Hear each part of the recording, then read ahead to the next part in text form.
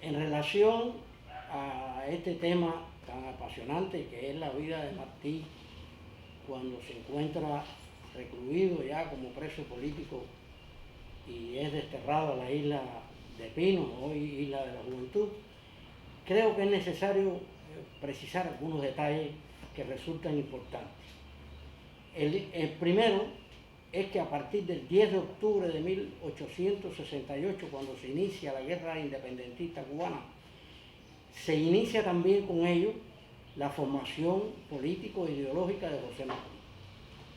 Aquí ya empiezan las primeras huellas en cuanto a la participación de un joven que apenas ha cumplido 15 años y 10 meses de vida y ya empieza a manifestar su identificación con la causa revolucionaria independentista iniciada por Céspedes. Posteriormente, en enero de 1869, es decir, unos meses, 2 meses prácticamente después de iniciar la guerra, aparecen los primeros escritos políticos de José Martí. Aquí es cuando aparece El Diablo Cojuelo, es cuando aparece La Patria Libre, donde tiene su poema Abdala, que empiezan a evidenciar ya una madurez política a pesar de tener todavía 15 años y unos meses. Va a estar próximo a cumplir los 16 años. Ya con 16 años se producen los sucesos del 4 de octubre de 1869, cuando se produce, como ya muchas personas conocen, el registro en casa de Fermín y ocupan la famosa carta a Carlos de Castro y de Castro. Lo que es necesario también precisar es lo siguiente. José Martí no tuvo en su hogar las posibilidades y el apoyo para mantener propaganda o trabajos que él hubiese realizado de carácter patriótico, de carácter político, como ya hablamos anteriormente. Por lo tanto, la casa de Fermín, que era su gran amigo, debe haber sido el escondite escogido por Martí para guardar y salvaguardar algunos de esos documentos. Cuando se produce el registro, no solamente se ocupó la carta famosa, sino se ocuparon otras cartas, 3 cartas se ocuparon, y se ocupó además muestras del Diablo Cojuelo, muestras de La Patria Libre, etc. Esto le permitió a las tropas españolas precisar qué sucedía en cuanto a este joven que no había sido arrestado el 4 de octubre de 1869. Hay un episodio, una carta muy interesante que escribe, se le escribe al capitán general, donde se le explica que hay una carta que evidencia que está escrita por una persona que es un enemigo acérrimo de España. Esa es la carta de Carlos de Castro y de Castro. ¿Qué sucedió? Que a Martí no lo arrestaron.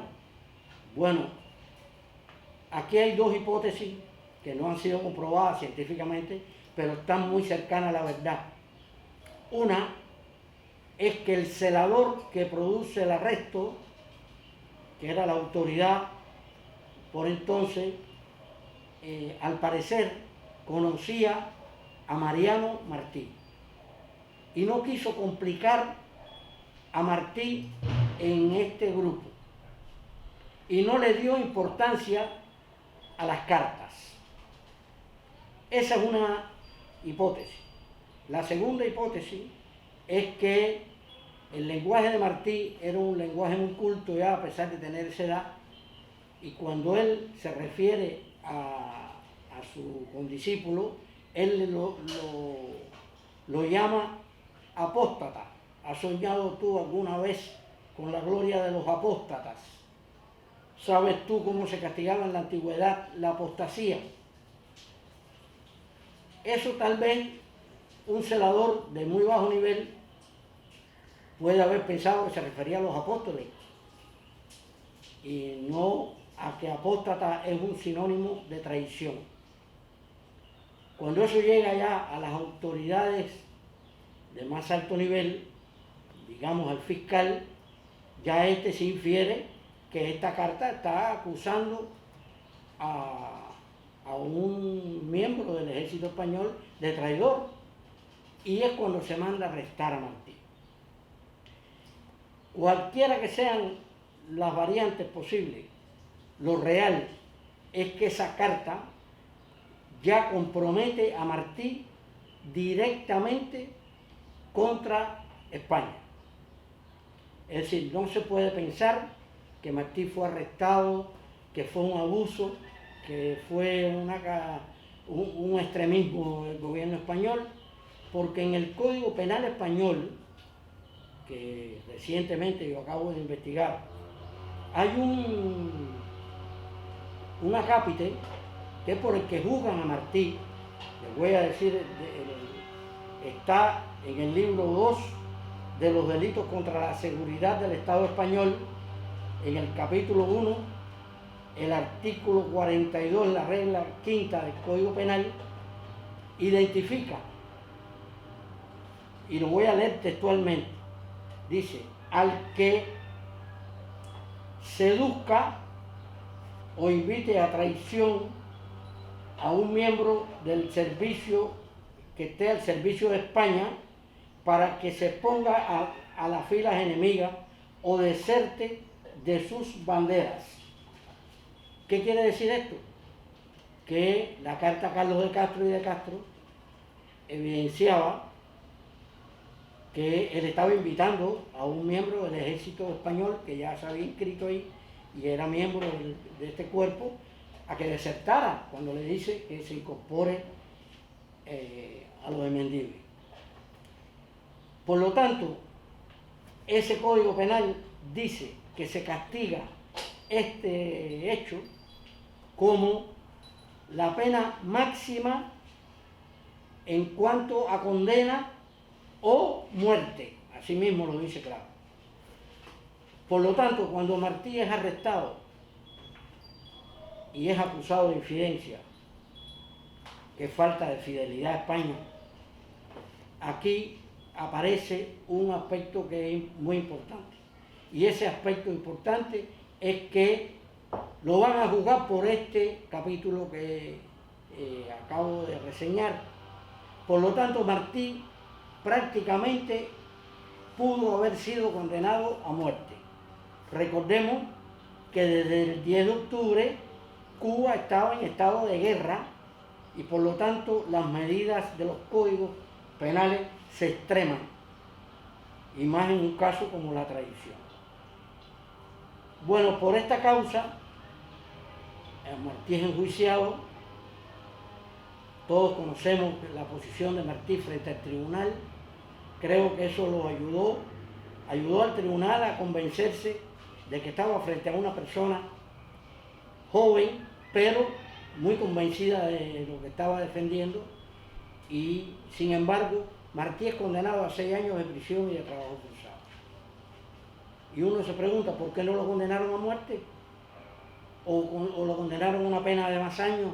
¿O lo deportaron a Ceuta?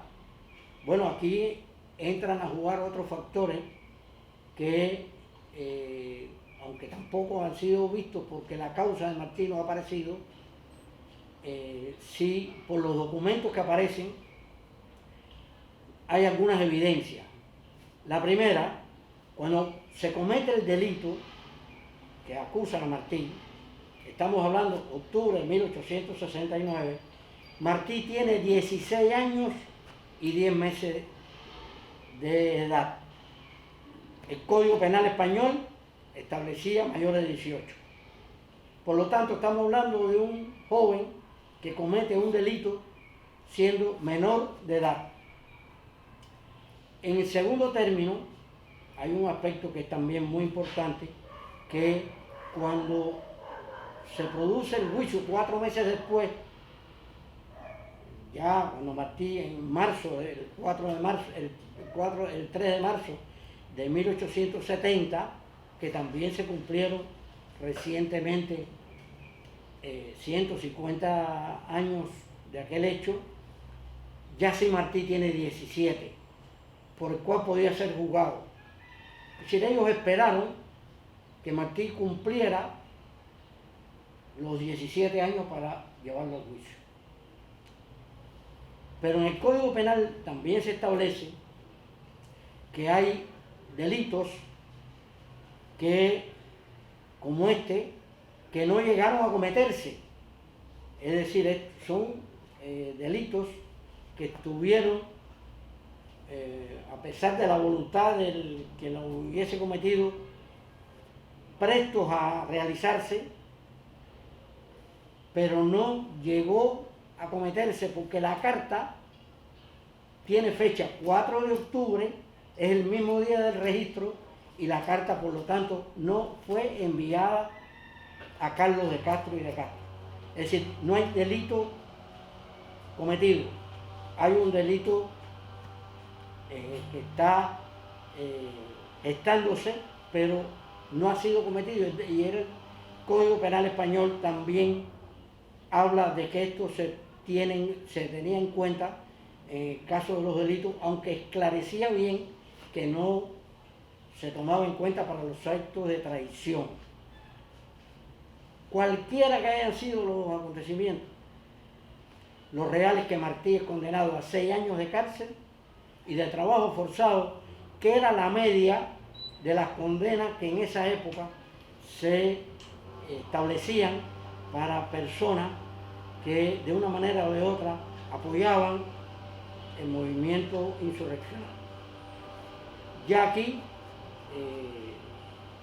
podemos entonces analizar. Martí entra en prisión el 4 de abril de 1870, también se cumplieron recientemente 150 años, pero bueno, producto de la pandemia no pudimos realmente conmemorar esa fecha como se merecía. Y aquí empiezan las gestiones de la familia para que a Martí le conmuten la pena por un problema familiar. Leonor escribe 2 cartas, ya la segunda tiene efecto evidente, y por otra parte, José María Sardá es conocido del padre de José Martí, de Mariano, y también Mariano va a verlo para que influya en Martí. Y aquí es donde se produce entonces la posibilidad de que a Martí le conmuten la pena, y el 26 de septiembre ya Martí es trasladado de 1870 de la cárcel del presidio hacia la cárcel para ser desterrado a la isla de Pino. Y aquí va a empezar entonces ese traslado de Martí, que se va a producir por ferrocarril, que era el ramal que existía en Batabanó, es el que lo lleva para tomar allí el barco que lo va a conducir a la isla de Pino, y en ese mismo día, 13 de octubre de 1870, llega Martí a Isla de Pino.